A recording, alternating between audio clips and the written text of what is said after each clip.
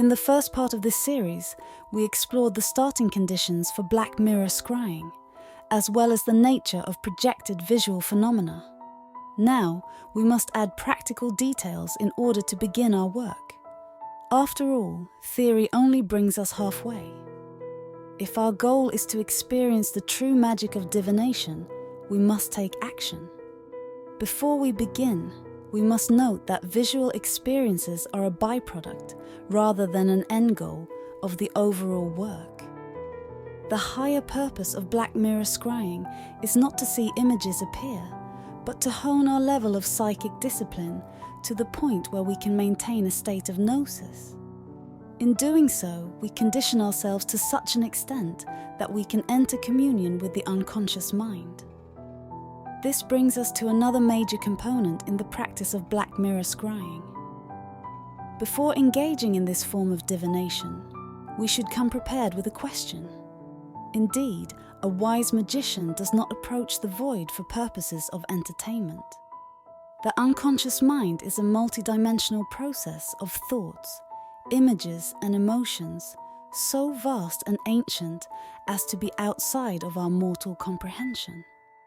A wise magician realizes that such hard-earned, intimate access to this kind of intelligence should be used only for deeds of great depth and substance.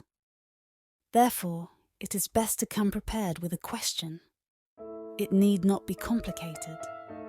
In fact, simpler questions usually work best, as the unconscious mind provides answers in terms of symbolic imagery rather than verbal explanations.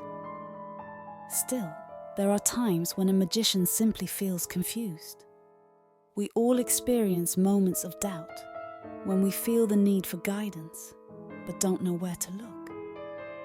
In these dark nights of the soul, we cannot always find the right words to express our needs. Luckily, there is always one question that brings us truth.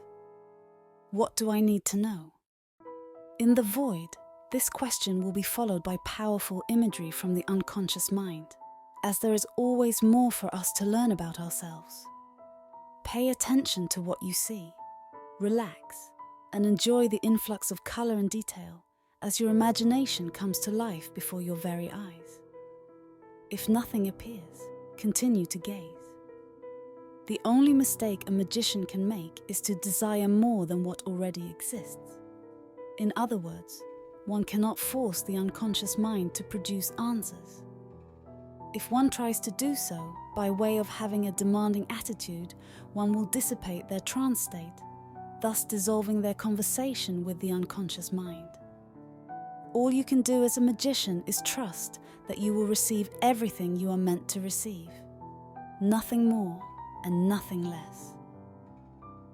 Beware once again that the unconscious mind communicates on an intuitive level.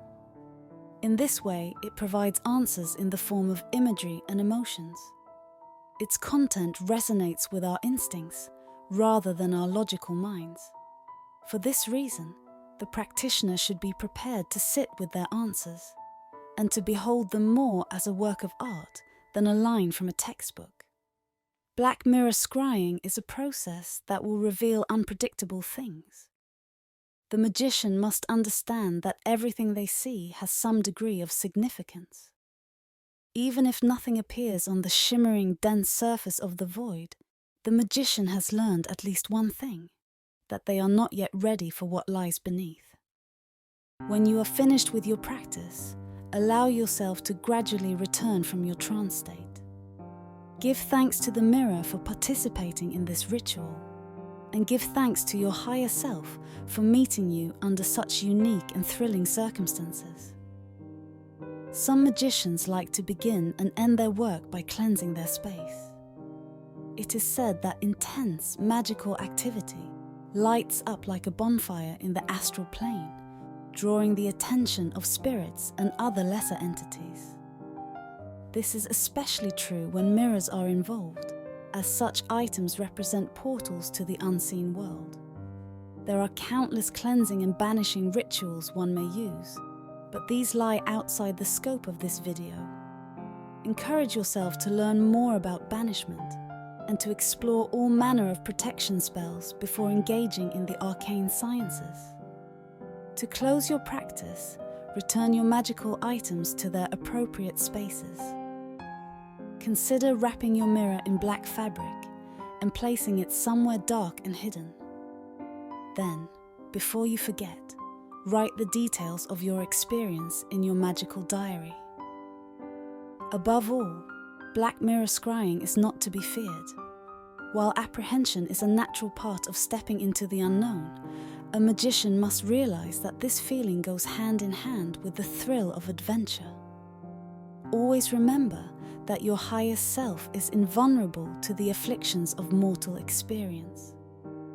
When you begin to scry in your mirror, remember to keep your intentions aligned with the greatest version of yourself. Thank you for joining us today, fellow explorers. Until next time, stay curious, remain inspired, and continue on the path towards knowledge.